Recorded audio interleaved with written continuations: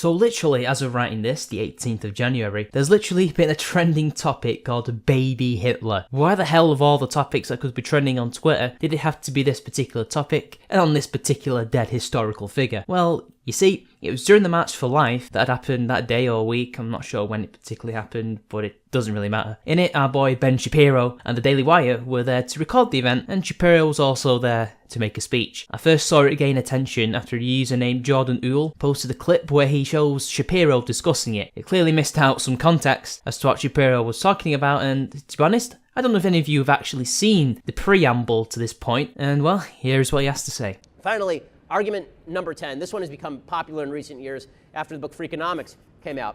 That argument is that abortion lowers the crime rate, right? That what has lowered the crime rate traditionally has been killing all the would-be criminals. First of all, okay, I don't know who's comfortable with the pre-crime version of humanity, where we get to decide before you're born whether you're likely to be a criminal and then abort you based on future criminal activity in which you have not participated. Right? The argument, I guess, here is that would you kill baby Hitler? And the truth is that no pro-life person on earth would kill baby Hitler, right? Because baby Hitler wasn't Hitler. Adult Hitler was Hitler. Baby Hitler was a baby. Right? What you presumably want to do with baby Hitler was take baby Hitler out of baby Hitler's house and move baby Hitler into a better house where he would not grow up to be Hitler, right? That's the idea.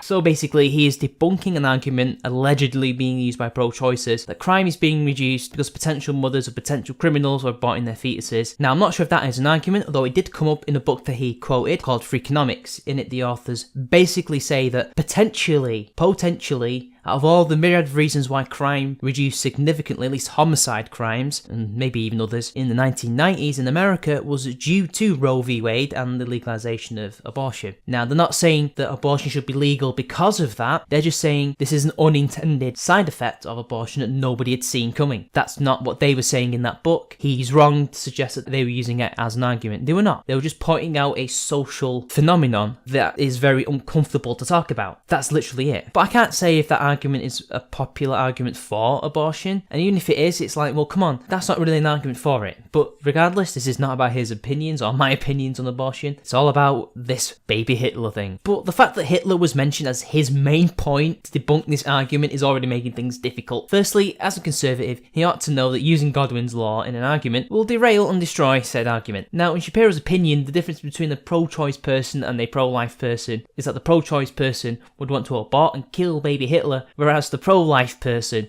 would want to give Hitler away to another family so he grows up differently. There is a myriad of problems with both those arguments, but first, the far leftists were quick to attack Shapiro on this, barking at the idea that not killing Hitler could be a viable alternative to killing him. But the problem with their argument is this. Firstly, it is absolutely terrible optics for them. They are advocating for the death of an infant that has not done anything wrong yet. As Shapiro said, he's not Hitler yet. He's a baby. The far left are essentially saying that they are open to the use of infanticide if it means preventing the rise of Nazism or fascism, or if we want to stretch it out to get what they want. Yeah, notice how he's using an actual born baby in his argument. Not Hitler before he was born, but after he was born. Again, his argument doesn't make sense. We must get back on track, guys. I mean, even the SJW's favourite BBC sci-fi show, Doctor Who, wrestled with this issue, with the Doctor in the end deciding not to genocide the Daleks in order to save the universe. Why? Because he would be no different to them, and the positives that came out of alliances and other things against the Daleks would never have happened. The same can be said of Hitler, potentially, in World War II. Would we have seen the peace we saw in Europe after World War II until the break of the former Yugoslavia? Technological and social advancements at the same pace too? I don't think so. Secondly, there is no way of knowing if killing Hitler means that we stop the Holocaust, World War II, and the destruction of Europe and all sorts of things from happening. There is no reason why Drexler or some other person could have done similar things to Hitler in order to create the Third Reich. We could easily have seen the return of the German monarchy, with the crowning of Wilhelm III,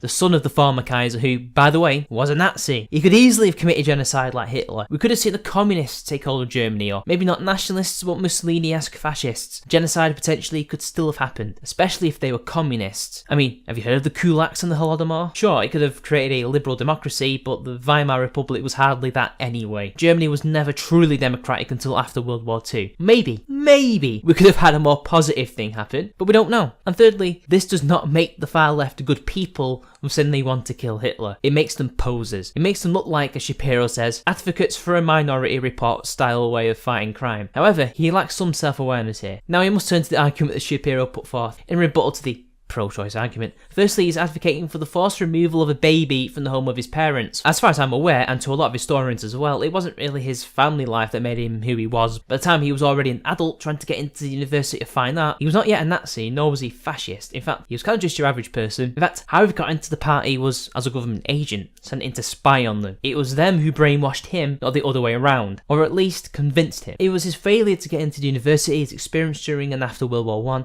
that created the Hitler we need today. You allow him to become an artist in Vienna, you prevent World War II, or at the very least, change the Treaty of Versailles to be more lenient to Germany. Basically a second Treaty of Vienna, which ended the Napoleonic Wars and was very lenient to France. You stop the rise of the communists and the Nazis in Weimar Germany. Does this prevent World War II? Hard to say, but there would be no impetus for war at the very least. Also, if you remove him to a better family, I assume that is a richer, more middle class or upper class family, as if him coming from humble origins made him evil. Yeah, nice one, Shapiro. You do realise, and you should know this as someone who must know something about the history of anti-Semitism being Jewish and all, in Central and certainly Eastern Europe, during this time period, anti-Semitism was rife. You could argue most families, or at least a large percentage of them, were anti-Semitic. The chances of you putting Hitler into an anti-Semitic family is incredibly high, so baby Hitler would still grow up to be a Jew-hating Hitler. So your forced removal fails there. You are also advocating for Minority Report, only you have created a false dichotomy in your analogy, where the only way of the pro-choices to get rid of potential killers is to abort the baby, whilst you want to kidnap the baby. I assume the state is the one that has to do this, right? At the very least, you do not need the state to finance abortion, but forced removal? If a private person or organisation does that, that is abduction. Also, what Shapiro is talking about is infanticide, as I mentioned before, not abortion. So why would any average non-extremist pro-choicer ever want to kill a baby? Besides, as a similar point to before, there is no reason why someone more competent than Hitler,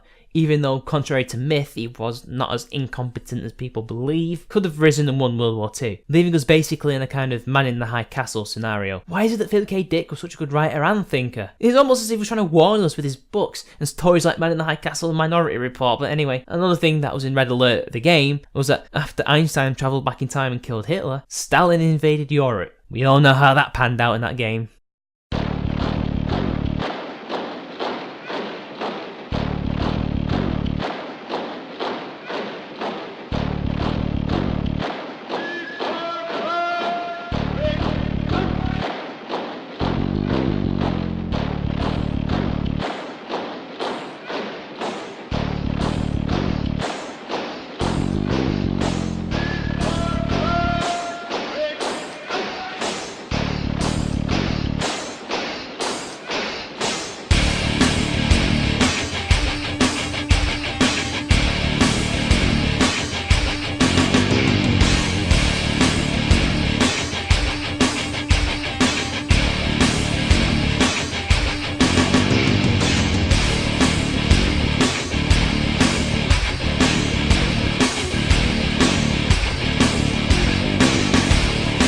So essentially both arguments are rubbish. Shapiro's argument only works if the pro-choicers have to abort the babies, which, by the way, if they are pro-choicers, that means they don't mind, ideologically, if Mrs. Hitler were to still have adults. They aren't demanding mandatory abortions here, as you seem to imply. You are the side that wants to get rid of the choice, not them. But regardless, what you do have is that your optics look less as bad as forced abortion or infanticide. It might not be as bad or as evil to advocate for state-sanctioned abduction based on the potentiality of evil, but hey, horseshoe theory is truly in effect here, y'all. The far left, and I say this as a pro-choice person myself, will do more to harm their side of the argument than Shapiro. His argument, as I've just done, can already be debunked easily by logic, as he would like to say. Going online to say you would love to kill a baby, even if it's Hitler, is bad optics, is not even an argument.